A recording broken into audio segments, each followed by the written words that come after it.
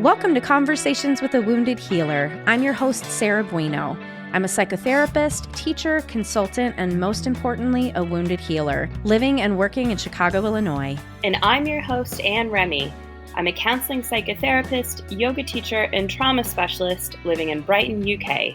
On this show, we interview folks in a variety of healing professions, and we discuss the intersectional journey of healing self while caring for others. But we're not just focused on individual healing, but also healing on the collective level, from white supremacy, late-stage capitalism, and the patriarchy. Thanks for joining us. Hello, Anne. Oh, hey, Sarah. Oh, hey. How are you? I'm good. How are you? I'm doing all right. Okay. My mind just went blank. I was like, all right. Good talk. Podcast over. Right. If you don't want this podcast to be over, you can go rate and review us at ratethispodcast.com/woundedhealer.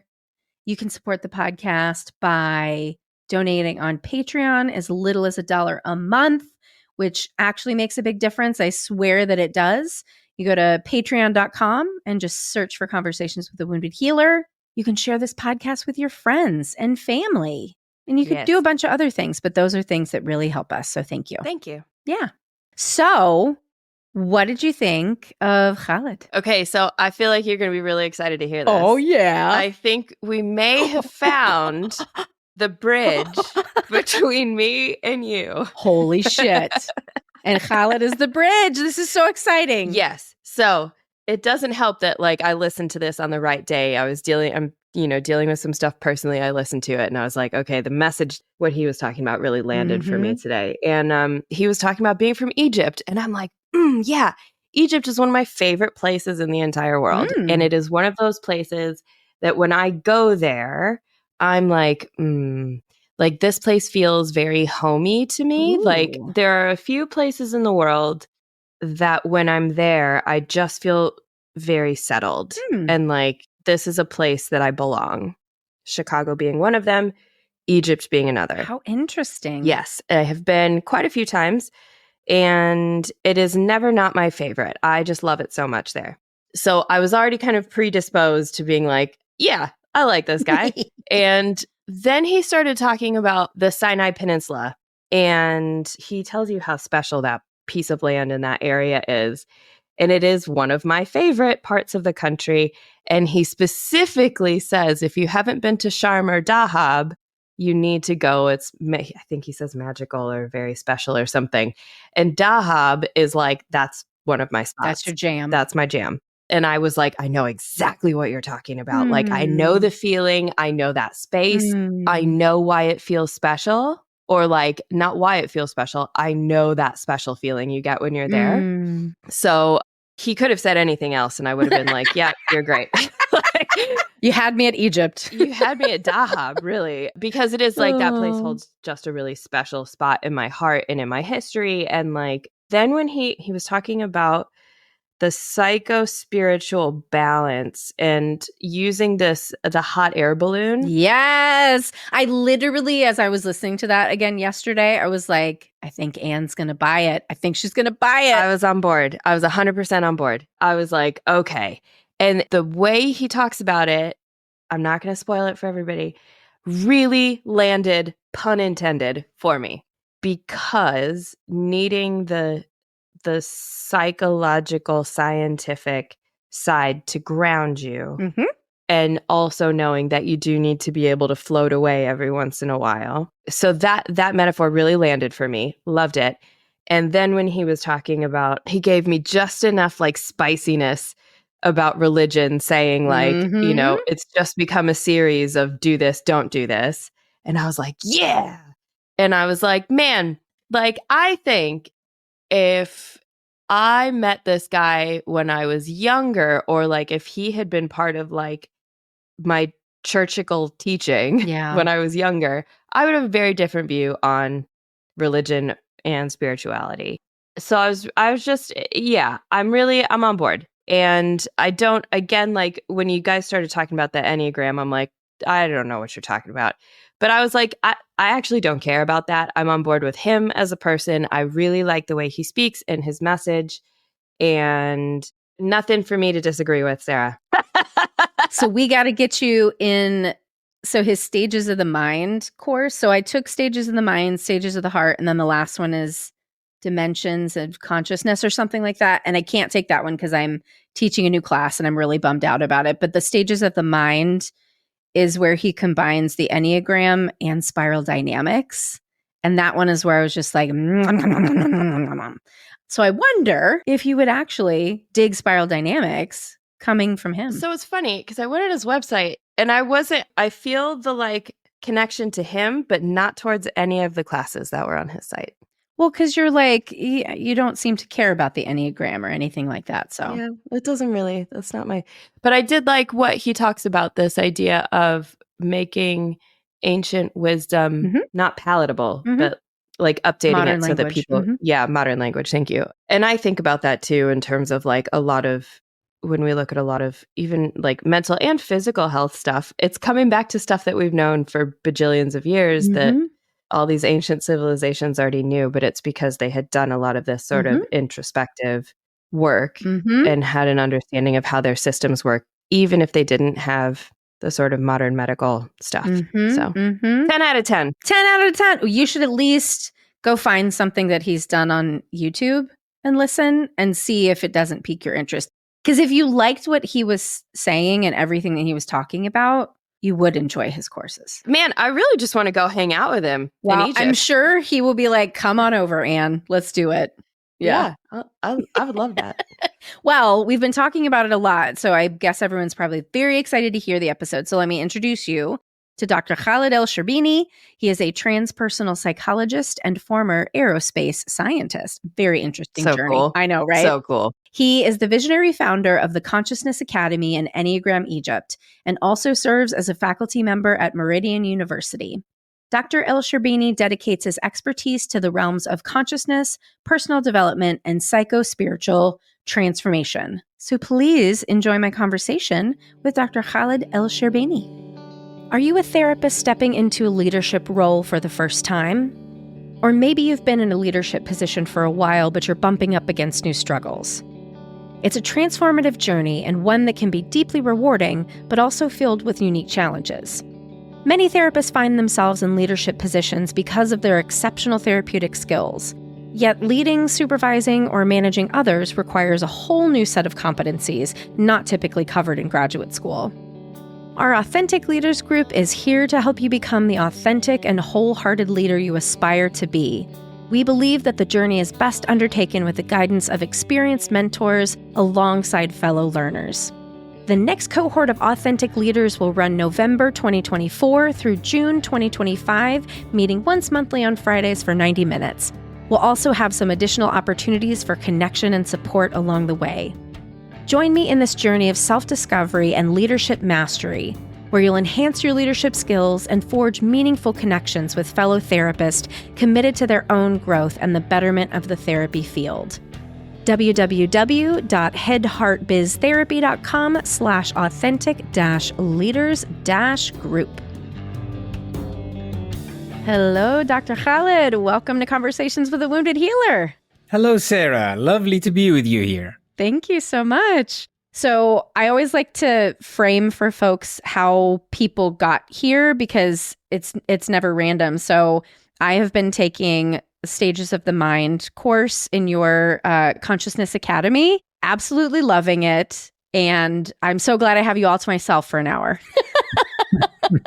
I'm really happy that you're enjoying the course, and I'm really happy that you're with us on the journey, and you're always adding so much to it. Well, thank you. And I'll make sure that we put your information in the show notes so that folks can potentially join in the future, because I'm the one and only American. It's just kind of funny. It's very, very new for me to be a minority in that way. Hasn't always been that way, but this is how it is this semester. Yeah. Well, would you like to introduce yourself a little bit more and talk about who you are and what you're bringing to the world? Okay. So I'm Khaled ElSherbini. I'm originally a PhD in mechanical and aerospace engineering from West Virginia University. That was ages ago in my past life. I worked in the Egyptian Space Agency. I was actually one of the founders of the Egyptian Space Agency, and we designed and launched the first Egyptian satellite.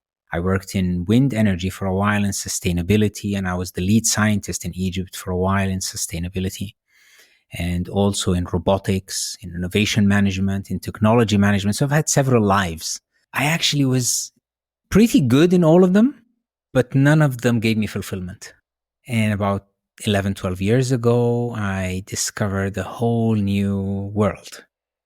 I've always been into philosophy and psychology and metaphysics and spirituality and Sufism and religion and comparative religion. That was always an interest I had, but it was always a side thing I do on the side, when I have time.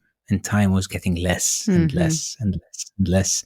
And the need was becoming bigger and bigger and bigger and bigger. And about 12 years ago, I took a break from what I used to do to just investigate something new. And I'm still on the break. But in the meantime, it seems like you've created something pretty substantial. Yeah. So on the other side, I guess that's where we use most of the time. That's where we'll be discussing mostly what I did in those 12 years. Where I am now is my wife and I established the Consciousness Academy in 2015. And although it was called Academy, but it was like growing into an academy. So from the very first day, I felt something is coming out. She always reminds me, she tells me the day we started, you told me, I think this is going to be very big because I felt something is going to come. We had no idea what we were doing at the time. And it was a generic process, course after course. We try something, we give this, we develop. It was my journey of self-development and inner awareness and psychological growth and spiritual transformation is one and the same with the journey of the academy. Progressive, iterative journey, lots of mistakes, tons of errors, but lots of learnings and lots of growth. And we are where we are today, and we're still, it's a work in progress. Well, tell us about the 12 years, right? Because you've talked about this in our course. So I've heard probably just a bit of it, but yeah. I remember you talking about quitting and the feeling that you had when you were quitting your job to go take this break. I don't know if that's a good place to start. Honestly, wherever you want to start, just dig in, tell us everything. Okay, so around 2010, 2012, you would, in all modern terms, say I was in Egypt very successful. I was a professor at the American University in Cairo teaching sustainability and energy. I was at the German University in Cairo. So these are the biggest two universities in Cairo, the most prestigious. And I was teaching in both of them, and they usually have tensions together. But I was the only one who can teach in both because if you don't like it, it's your loss. And they had to accept it. So I was that powerful. I had my name in technology and innovation management. I was chief research and development director in one of the biggest companies in Egypt. I was doing all of that. I almost had no time. And though it looked extremely successful, I would say most people would dream of all this. For me, it had no value whatsoever. I felt empty. I felt, no, okay, I have been running on this treadmill that we have been promised with our whole life. I did everything they said we're supposed to do. I finished my studies. I reached chief in companies. I professor in universities. It's what else? And none of them brought the satisfaction that we're supposed to be promised. And at the same time, as I said, I was always into spirituality and metaphysics and psychology, and I was always reading in these subjects. They would all give me yeah, there's something there, but I don't have time. Later, I'll come back to it. I put it on the shelf. I put it on the side. And then around, I would say from 2011, 2012, I became really interested. I got introduced to energy work, Reiki, NLP, neuro-linguistic programming, all this, the whole package, family constellations. And immediately I realized, oh my God, there's a whole world out there I had no idea about. What is this? What's going on here? And as usual, this is my character, this is my personality. I would take each one of them and take it to the end. So in a couple of years, I know nothing about that. So literally in 2 years, I became an NLP master trainer. I became a Reiki master. I became a family constellation practitioner. I did them all. And I wouldn't say they were the goal. They helped me realize I was stuck in a very, very narrow understanding of the world. That there's so much out there that I should investigate. Now, of course, the challenge was that this is how I know how to live, how to make money, how to function in the world. But at the same time, I had realized, but I wasn't created for this. It can't be just about this, about a job and money and studies and degrees, and then, you're dead. No, there's something else there. I knew that. I was very clear about it. So that's when I really had about a year and a half of a very, very powerful struggle. I became like a zombie. I love the movie Tom Hanks and Meg Ryan, Joe versus the Volcano. If you remember at the start of that lovely movie where Tom Hanks is going to work and he's like, I think the doctor diagnosed him as brain dead. He's just going like a zombie to work and coming back. My heart wasn't there. And for the first time in my life, I started skipping work, just not going. Even at the end, I wasn't even interested in telling them I'm not coming today. And they got used to me not coming. That didn't make any sense. And it was just before Ramadan. Tomorrow's Ramadan, by the way. So we're just entering Ramadan. So coincidentally, it was just before Ramadan that this tension reached its highest. So I took half of Ramadan off. I just took it off. And it was a time of contemplation and meditation and fasting and relaxation. I was just totally in myself. And at the end of the Eid, which is the celebration after Ramadan, and going back to work, I went for one day, for the second day, and then the third day, I just didn't get up. That's it. I looked at the ceiling of the bedroom, didn't get out of bed, and I literally said, okay, it's time to jump. That's literally what I said. It's time to jump. And I could imagine myself just jumping into the unknown. There was complete peace in my heart. I know this is what I have to do. Now, this came after a long struggle because going into the unknown needs full trust. So I said that and I got up, and amazingly, everything started working out towards me jumping. So at work, they had been asking for a long time, what's wrong with you? They would offer me incentives. Okay, you want a raise, you want a longer contract. What's wrong? And I just didn't know what's wrong. I couldn't answer them. I said no, none of that will help. That's not what I want. And I go that day when I decided to jump, and I find them all, instead of the tension, at ease, as if they are ready to receive me telling them, okay, that's it. I think even the vice chairman told me, isn't it time? I told him, yes, it's time to jump. I repeated the same phrase. So I just started leaving everything I was doing. My consultancy, my full-time job that was actually paying the bills, my 2 university positions. I just left a part-time course that lingered there for a couple of years, and it was the last connection to my past life. And this was one of the most powerful moments for me, really. I always remember it when I finished everything with the company that I was working with and said bye to everyone and going towards my car. I had already packed my boxes in it and just going towards the car. And of course, a hurricane of thoughts inside. What are you doing? Are you crazy? And I have a big family. I don't know if you know or not. I have 6 kids. Wow. And I really take good care of them. They are everything in my life. I want to give them the best education. I want to give them the best life. And I'm a person who spends. I really don't have much savings. I just enjoy living, making money and spending money. That's how I live. So not much financial management, you would say. So the voices, what are you going to do? How are you going to spend? You have so many responsibilities. You have so much. And I'm just trying to breathe and trying to calm down. It's as if 2 of me, one wants to make noise and the other just wants to relax. It's okay. It's going to be okay. It's just, and I remember for a split second, I felt I need a sign. But as if I felt too embarrassed to ask for a sign. But I really needed a sign. Of course, now looking back, itself feeling embarrassed to ask for a sign, that is egoistic. It's of course, just go down on your knees and ask for a sign. You arrogant.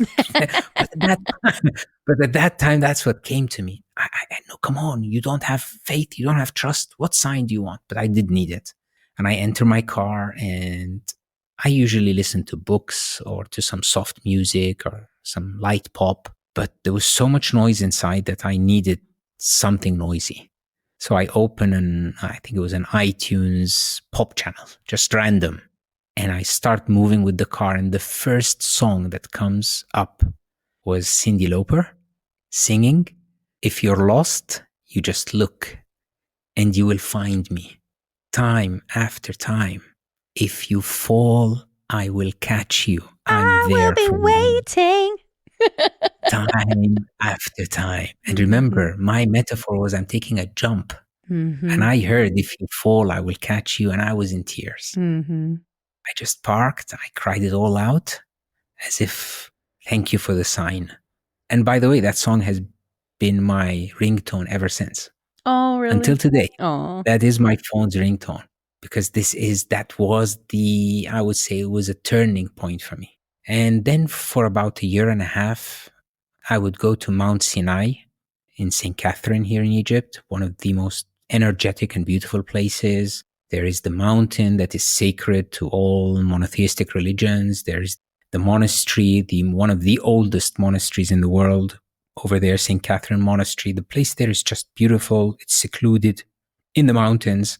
I had several Bedouin friends over there I knew. So I would go and spend weeks. I would go a week or two, and then I'd come back to my family, go again for a week or two. So I spent like a year or a year and a half almost in a state of just contemplation. I didn't really know what I'm doing. There was a lot of reading, a lot of meditating, a lot of walking in the desert, and things, I felt as if some old layers were being peeled off. It took me months to feel relaxed, as if all the built up energy from the life of running and running and running took time to calm down until I started feeling alive again.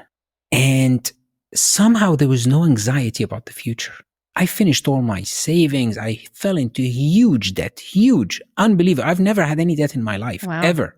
And I was falling into debt and I was relaxed. So what? It's going to work out. There was always a message telling me, keep going. Always telling me, keep going. How relaxed was your wife, though? Amazingly, me being relaxed, she was very supportive. I definitely say I could not have done it without her support at all. She was completely supportive. That's amazing. Even I remember once we were asked, tell us a turning point in your life. And her statement was when Khaled left work and started doing all he's doing. And they told her, in your life? Said, yes, that was a turning point in my life. It's as if she felt I'm finally on the right track and she's with me on the right track. So I couldn't have done it without her support for sure. She was also calm with me. Again, it's my calmness that kept her calm, it seems. She trusted that I know what I'm doing, although I had no idea what I'm doing. At least something knew what was happening, right? No, exactly. I had trust that something knows what it's doing. Yeah. That this magnificent, unimaginable miracle that we're living in definitely knows what it's doing, whatever you call it. Someone, somewhere, something knows what it's doing, and I'm just part of it. And that's the thing that was telling me, if you're lost, just look and you will find me. If you fall, I will catch you. So I was just allowing.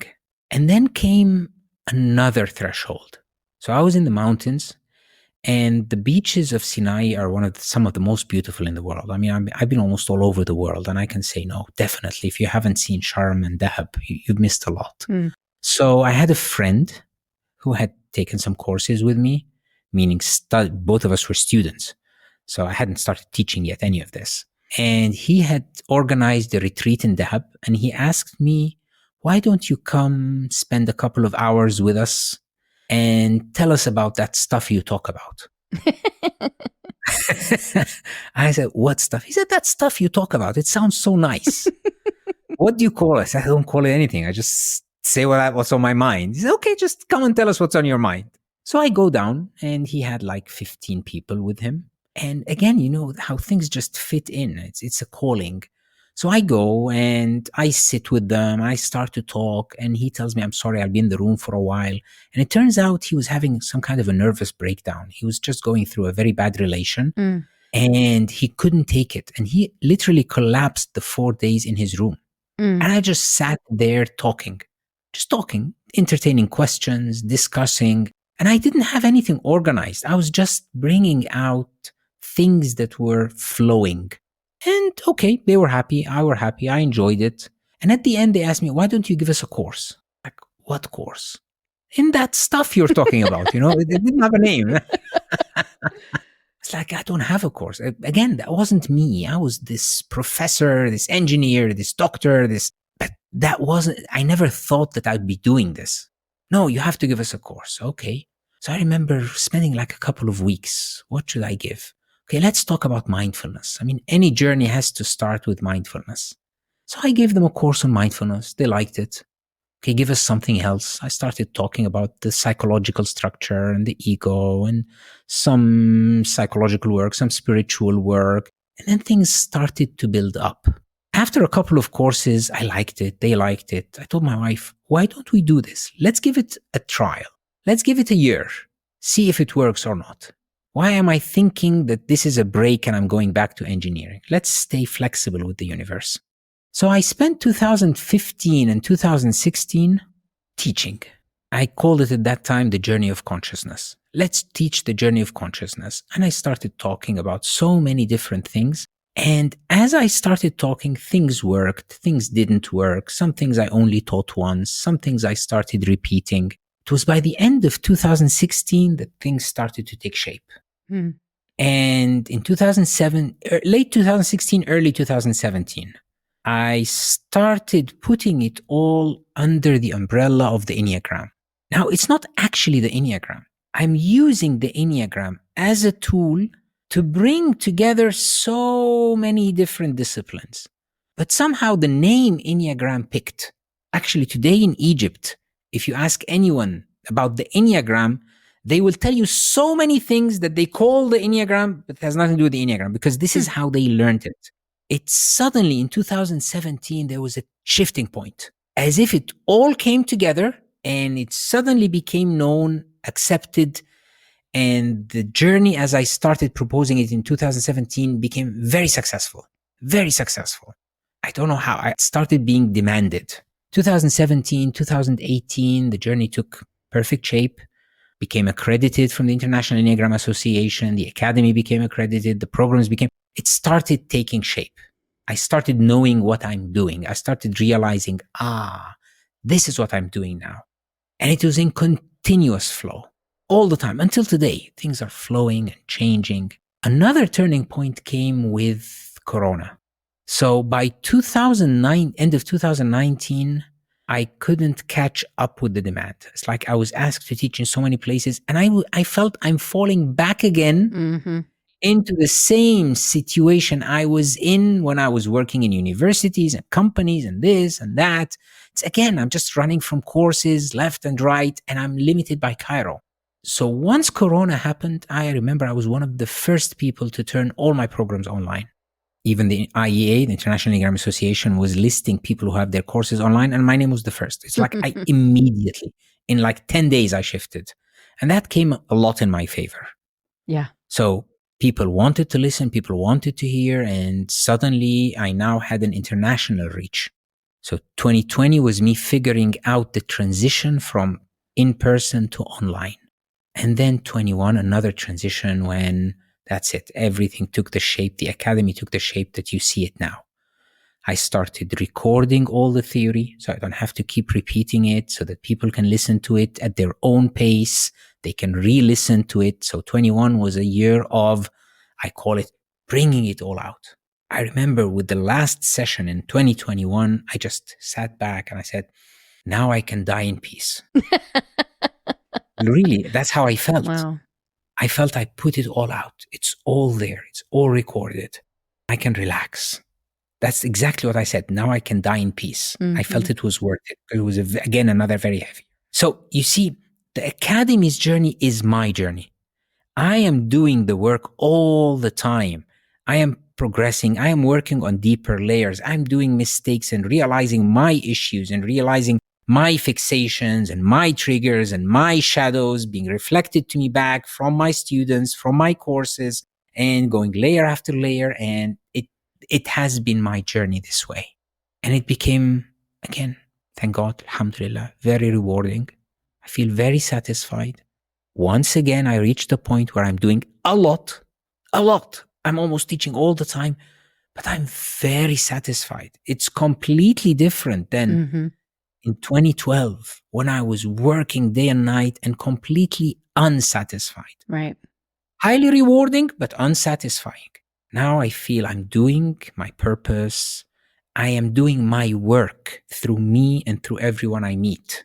And I'm appreciating the moment that I was able to say it's time to jump. That was the turning point. You have to let go of the baggage if you want to open up to something new. But this fixation of I will not leave the old until I secure the new, right, doesn't work. Right. It's this faith, it's this trust that will open up a new dimension. Yeah. It's funny. I relate to that. And I think my experience is probably much less dramatic because I didn't, I left everything but had some money to fall back on for the sale of my business. But I came to a realization of I want to help therapists heal. And I can't do that while I'm their boss. And then being able to step out of that. And it was so funny because, everybody who knows me knows I'm doing a million things all of the time. And so when I said, okay, I'm going to sell my practice, everyone's like, all right, so what comes next? And I said, I don't know exactly. And it took me an entire year to really thaw out, to even have the capacity to envision what things will look like. And I still don't really know exactly, but I relate completely to this idea of I'm very, very busy. I'm working a lot, but I'm not doing any of the work that was draining my soul. Everything that I do also fills me. And I wonder if that's what they mean when they say, do what you love and you'll never work a day in your whole life, right? Like it's work, but it's a different, and when it's part of that internal journey, I think you and I really share that. Like everything that I want to do to heal myself is what drives what I do in my work. Yeah. Exactly. I love how you said it's not draining the soul. It's actually fulfilling the soul. Even if it's exhausting for the body, even if it's taking time, but it's fulfilling. It's just seeing the reward in the people around you and the reflections you get is enough to cover up for any exhaustion that you go through or any time that you spend. The time is worth it. The effort is worth it. The energy is it's worth it. You're doing the right. Yes, this is it. This is why I'm here. And you said you wanted to heal the therapist. Well, I had no intention whatsoever to heal anyone whatsoever. I was trying to figure out myself and what's going on. Mm-hmm. And in the process, I started helping those around me. If it isn't healing for me, right, if it isn't rewarding for me, I'm not going to do it. Right. And I've talked about this so much in our course of the frustration that I feel with the therapy profession right now. And I wish we could begin to take that belief, right? If every therapist in training, right, goes into training thinking, I am here to heal myself. I am here to learn what I need to learn to be the best version of myself, or not even best, but just to be in alignment, right, with what my purpose is, that would change the profession. In our coaching journey, I start by telling them this journey is about you being coached, not you being a coach. Yeah. If you don't do extensive coaching on yourself in this journey to become a conscious coach, as we say, that's the name of the program, then you can't coach others. And they go through a lot of coaching among themselves as practice and as healing. And they realize, oh yes, it's actually we who need coaching. Because everyone comes in, I want to be a coach to help the world, to change the world. Yeah. Well, you're not going to change anyone unless you change. What are you seeing as what's getting in the way for some people? Because I feel like I have such an American lens. This is just your course really, I'm going to say it the silly way and then hopefully like take it a little deeper. But I'm recognizing like other people have a really different life than me. And it sounds really superficial and silly, but the depth of understanding of that, it feels like it's going deeper and wider at the same time, like the container's getting larger to understand what's happening in the world, not just in my little American bubble. So from your perspective, having that depth and breadth, what do you see as getting in the way for people doing their own work? I think in the last few hundred years, the civilization we're living in is so focused on the external that we have lost even the meaning of the internal, that the internal seems like a fantasy, as academia would call it, pseudoscience. It's like, what are you talking about? And of course, this all started, I mean, he had the best intentions, but it all started with Descartes separating the inner world from the outer world, and then this going in one direction and this going in one direction. I mean, when you look at even the discussions in the late 19th century in the field of medicine, where, I mean, all Freud was trying to tell them was like, we have an inner world, we have inner drives. And that was such a radical discovery. And people said this is nonsense. And he was thrown out of the medical establishment because how could you say that? It's as if we're just machines. Look at behavioral psychology. It's just like Pavlov's dogs. Humans are just conditioned. But for millennia, humans have investigated the inner world. Every single civilization on Earth, and of course, generalizing is not good, but to a great extent, has been built on some kind of spiritual realization, except for the modern civilization. We have completely lost touch with the inner world. I mean, look at the Indians, look at the Hindus, how much they knew the secrets of the inner world. Look at the ancient Egyptian mythology. Look at the Babylonians, and look at all these, look at the Chinese, look at the Koreans and the Japanese, look at all these civilizations, how they really sailed deeply into the human psyche, only to today be told that anything like that is just nonsense, it is pseudoscience, it is woo-woo, it is, because we've lost touch with that. So the idea is so alien to people, even in our cultures where it's still part of the language. The looking inside and the inner work is still in the language, but we no longer know how to do it. It's alien. We know it, but we don't know what it is. I remember in a conference in 2019 in Lisbon, I was asked by someone, how come the Enneagram spread so fast in Egypt? What was the secret? Because in like 2 years, the IEA was saying we have never seen a country have the Enneagram spread so fast in before. Wow. In a couple of years, it became like a household name. And I was never asked that question. I thought for a while and I said, people were thirsty for something spiritual that doesn't involve their religious beliefs. Even religion had been emptied of its soul. All religions, Islam, Christianity, all religions became rituals, became organizational religion, became do's and don't do's. But the mystical side of the religions was lost, just like everything inner was lost in the modern civilization, or at least was looked down at. Right. And these inner journeys, this journey of consciousness that I introduced, the consciousness, the way we put it together, somehow satisfied that longing in the people without touching their religion. You can believe in whatever you want to believe. I'm not talking religion. And I always strictly say it because that could shake the whole foundation of the academy. I don't talk religion. I even had a very religious scholar who attended the journeys with me. One day he was with me in the car and he's saying, oh, this should be and this shouldn't be. I said, I don't talk religion. He looked at me. You only talk about religion. I said, no, I never talk religion. But everything you say touches religion. I said, no, it touches the soul. Touches the spirit. But that's what religion is about. I told him, unfortunately, not anymore. Not necessarily. Unfortunately, not anymore. So it's as if it was filling a gap. People need this. So back to your question, what's the barrier? The barrier is not understanding what it means to do your inner work. And that's so interesting. I have a friend who is also a therapist, And one of the things he was saying makes a lot of sense and kind of goes exactly with what you're saying, that because he is recognizing that, and it's statistically shown, people are moving away from religion in the US. And his thought was, I wonder if therapy is going to become the new religion, essentially, like that being what fills that space for people.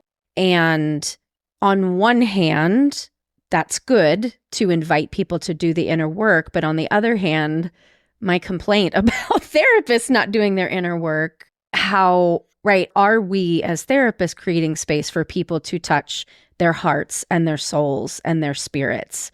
Because we can't just do behavioral work and think that we're evolving. Yeah. So the work has to be psycho-spiritual. Right.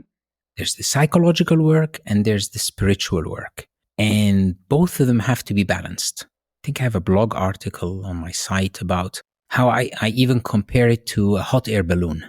You know, the hot air balloon has two parts. It has the carriage and it has the balloon. The carriage is this earthly existence, this ego, this psychological side of us. And it's held with ropes to the ground and it's got the sandbags. And the spirit is this balloon up. If you're only doing your psychological work, you're making the carriage very nice, you're dropping the sand, you're untying the ropes, you're putting a nice mattress and a couch, but the carriage is on the ground, it hasn't moved in its place, it's just staying in its place, but comfortably. Mm-hmm. While other people are ignoring the carriage completely, and that is again layover of the, let's say, unbalanced work that came through again a few hundred years of unbalanced mysticism, but we call it ascending spirituality, right, where we only work on the spirit. Mm-hmm. The belief that the spiritual will heal the psychological. Right. If you have any psychological issues, if you have depression, then your faith is weak. You should pray more. Mm-hmm. So that's only filling up the balloon, while the carriage is full of its dirt, it's tied to the ground, it's got the sand, and you're filling the balloon. What happens when you fill it too much? It starts shaking, and then it will either burst, and we see that a lot. I can't do any more spiritual work, and they fall back worse than where they were. It's just like the whole balloon falls down. Or suddenly it snatches the carriage off the ground, which will hurt the carriage. Right. The body hurts. And it just goes out of control. You lose control of your spiritual path. Mm-hmm. You go off course. So what's the right way to do your psycho-spiritual work? You're filling the balloon slowly. You're cleaning up the carriage. You're taking off the ropes. You're filling up the balloon again. And then you start leaving the ground slowly. You throw the weights. You are in control of the process. You're doing the psychological and the spiritual. Now, therapy is usually more focused on the psychological side. And the spiritual side, because of our disconnection from ancient wisdom, is more still trying to figure out a new way. It's like disregarded thousands of years of wisdom, right, and trying to reinvent the wheel again. Mm-hmm. I remember John Kabat-Zinn once saying, it's so ironic how we don't believe in thousands of years of wisdom, but we believe in an X-ray that shows us a few extra gray cells. He was talking about how meditation helps the brain build cells. Right. He says, well, they've been saying that for thousands of years. And we're saying, no, that's nonsense. Why is that not good enough? When we make this and we can measure a few millimeters of cells, oh yeah, it's working. Well, that's what we've been telling you. As if those ancient people were just fools. Mm-hmm. But they had their own science, very, very rigid science. Generation after generation, testing and trying and knowing and coming up. You just have to find that truth. So we have denied all that as nonsense and trying to refigure out things out again. So how can we, what I also try to do, and you will see in Stages of the Heart, I am trying to bring that ancient wisdom, bring it in with a modern language, a language that can speak to people today. Yeah. Because most of the problem is that ancient language is arcane. It doesn't fit us anymore. We don't think that way. It doesn't fit our state of mind. So how can we bring that in a way that fits how we talk, how we think, our mythology, our worldview, our modern paradigm. Mm-hmm. That is much needed. Yeah. Yeah. I was just going to say, it's interesting how I always say I feel really blessed because I somehow trip and fall into the right place at the right time. It sort of feels like I just kind of lean forward and then my feet go in the right way, because I remember I had a therapist when I had started grad school, and I was with her for 7 years. And at some point she started to say to me, I think you might need another therapist, because I was bringing in a lot of spiritual stuff, wanting to integrate that into the therapy. And I think she was rightfully so recognizing that wasn't work that she was willing to do with me. And then my dad died, and then I became interested in like what happens after you die, and, you know, sort of the spiritual side of the afterlife. And I found a therapist who really integrated spirituality and shamanism and all sorts of ancient wisdom. And I saw her for about 7 years. And that simultaneously supported both the psychological and the spiritual work. And without Susan Lipschutz, she was on the podcast right at the very beginning, like I wouldn't have had that marriage. And also, honestly, I think my parents needed to die before I was safe enough to explore spirituality without their lens, without their judgment, the interference that I would have felt from that. So yeah, it's so, but I think of just like how we talk about like the organic, instinctual drive to move towards health, to move towards growth, right? That for me, that's definitely been true. And this is what we call spirit acting through us. Yeah. It's the same for everyone if we just open our eyes. It's just happening through us. Our whole job is, are we flowing or are we resisting? Right, right. And I can just hear like some of my clients from this clenched place, like, but how do I do that? How do I make the right choice? Right. And I can't tell people for me how I decided to just have faith. But from this place at 45 years old, I can now say I have faith because every time I have listened to myself, it's turned out right. At some point, I was just tripping forward. Yeah. But now I have the accumulation of that. The most common question I get in my courses, especially in the first 2 or 3 courses, which is the first year. So 3 courses is 1 year, is, so what should I do? Yeah. So what should I do? Again, that is this modern paradigm. I should do something. Right. And the blessing of having a long journey, several years, so many semesters, is that I always have the privilege of telling them it's coming. Right. Wait. And all of them later, after a year or 2, they realize when I ask them, you stopped asking that question. Yeah, we don't need to ask it anymore. Mm-hmm. So yes, the modern paradigm is built on me doing something to achieve a result. Right. And if I would really be able to tell them what to do, I say, you need to do nothing. Can you do that? It should be easy. It's so hard. It's so hard. It's so hard. Especially for us Enneagram 3s. By the way, doing nothing doesn't mean not acting and not functioning. Right. That's the trick. Right. It means not forcing it. Right. Right. Not pushing it. Yes. Just allowing it. Yes. You actually become more productive with less effort. Yeah. And, you know, the subtle ability to feel that requires some space, some silence, some quiet.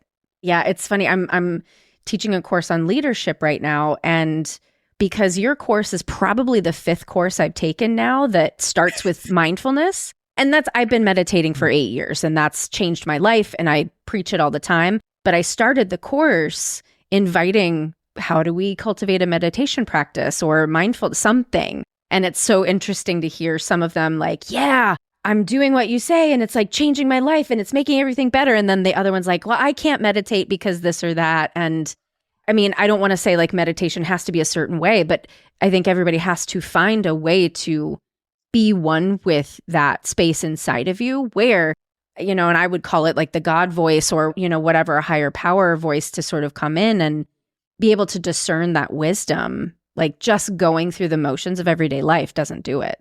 And interestingly, earlier I told you I started with mindfulness, but I was testing and trying. And with time, mindfulness was pushed to the 3rd semester. Because I realized one of the problems of mindfulness is not just about being quiet and listening inside. Most people don't know what to listen to. Yeah. So by taking the Enneagram of personality and the instincts and the Enneagram of psychology and looking into the inner critic and the inner child and the shadow and connecting all that to the type, see, that's a lot of work. They do the first 6-7 months. By the time they reach mindfulness in September, they have something to be aware of, to look at. Mm-hmm. And I found that to help them ease into the practice of mindfulness. Mm-hmm, mm-hmm. It's not just sitting Right. silent, it's sitting silent and seeing things come up and have a frame to hold it. Yeah. And that's really interesting if I think about who has built that frame and the folks who have it. Yeah, that's great. Yeah. So again, that's one of the trials. So now they take it in the 9th and they take a whole 8-week mindfulness-based stress reduction program that is inspired by Kabat-Zinn, but I've added and changed some stuff to it, in addition to lots of levels of development and other stuff. So now they can start seeing what's happening inside, and they've calmed down a lot after so many months. But when you start immediately with mindfulness, it's like people say, oh yeah, that's amazing, but I can't do it. Yeah. Too heavy, it's too much, and it's too vague. Mm-hmm. You can meditate for 20 years and you will not realize the fixation of the Enneagram type unless it's pointed out to you. Mm-hmm. Mm-hmm. Well, I could keep talking to you forever, but I see we've already been talking for a long time and I want to respect your time because it's almost bedtime for you probably, Yes. but but I'm enjoying it too, don't worry. yeah. Well, how do you feel about the term healer as applied to what you're doing with your work? I've never used it. I don't think of it that way. It's fine. I have nothing against it. It's just not a term I use. I like maybe to use the word mentor, where I'm just giving my 2 cents, as they say, and like supporting people with whatever little I know. So I don't use the word healer actually, or therapist, or any of these words. Even my coaching, I just call it consciousness coaching. Right. Or consciousness mentorship. That's it. How do you feel about wounded healer? Well, we're all wounded. And our wounds are, as Rumi said, the light, the cracks where the light comes in. And it's by recognizing our wounds and healing our wounds that we do the healing in the world. So again, wounded healer to me sounds a bit more active. I would say healing my wounds and healing the world through healing my wounds. And maybe it's just a different shift in perspective. Yeah. But if you remember from the start, I told you my intention was always about just figuring it out and helping as I go. So maybe that's my problem with the word healer. Yeah. I'm actually being healed. Yeah. And I've asked this question over 200 times now. And so it's interesting, I guess, the patterns that come up. And most people who don't think of themselves as a healer will identify with the wounded healer. But just from what I see with the fear that shows up in a lot of therapists, like I don't see that fear with you, and the fear with a lot of therapists is connecting to their own power and stepping into, not in a power over way, but just like, oh, I feel my own personal power, and to be able to use that power in a benevolent way to try and make the world a better place. I think so many therapists have a fear of that. I agree totally with that. Yeah. So again, in the coaching program, because this is actually where I prepare the people who have been working for 3 years to go out and start functioning, start giving others, start helping others. And I tell them the biggest barrier is not that you can coach or not. It's you trusting that it wasn't your job to heal anyone. You just go out and give. Right. Anyone can study tons of courses of coaching, but that doesn't make them a coach. That makes them knowledgeable about coaching. Yeah. But to be a coach is to surrender the position of having an effect. You don't. You just go out and do your job and let it be. Whatever happens, happens. You've been working on yourself for years. I know you for all these years. I tell you, you have done work more than 99% of the people out there who are already teaching and coaching. Mm-hmm. So just go out and do your job. And the whole year, that's what they're practicing on. Coach, be coached, coach, be coached, coach, be coached in front of me. Until you realize, yeah, I am the one blocking myself. Right. I am the one holding my own power. That's because I think that I have power to heal. It's a fine line, right? Because if we don't recognize we have power, we're not going to be impactful. Or if we think we have too much power, too much control over someone's healing journey, we're going to get in our own way there. So it's like there's a sweet spot. It's this fine line between I am the one who does the healing, right, and I am the one who facilitates the process of healing. Right. Right. And not being attached to a particular outcome, because healing can look very different than we think it's going to look on the other side. You see, you cannot heal anyone. Right. Literally, you cannot heal anyone. You cannot change anyone. I mean, just today they were studying the shadow, the work of the shadow, and connecting it to the Enneagram.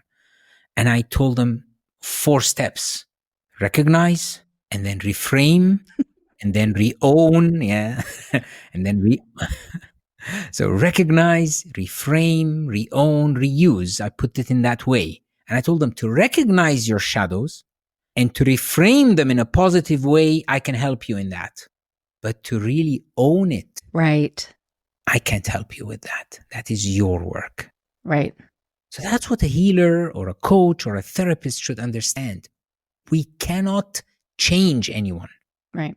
But we can create the space and facilitate the environment that allows the healing to happen if the person is ready for it. Right. Right. And if they're not, no problem, no big deal. What you did will not be wasted. It will show at its right time.